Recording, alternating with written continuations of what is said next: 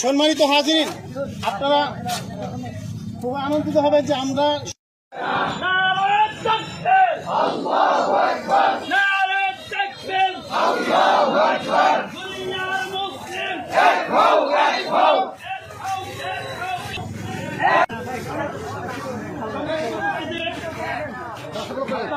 ইসলামের পক্ষে আপনাদের সর্বোচ্চ শক্তি তারা তাকবীর দিয়েছেন।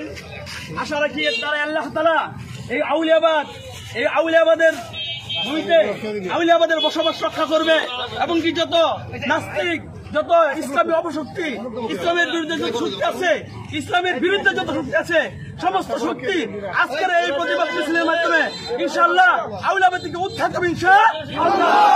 এই পর্যায়ে আমাদের সামনে সংক্ষিপ্ত কিছু আলোচনা আসছেন মুফতি মোহাম্মদ সেলিম আহমদ সাহেব।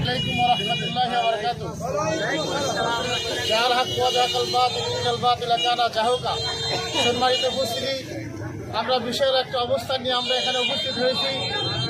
আমাদের এই বিশাল মিছিল একটাই উদ্দেশ্য, আল্লাহ তাআলার তৌহিদ, আল্লাহ তাআলার একত্ববাদ উদ্দিন করা আর এই জাতি সমাজকে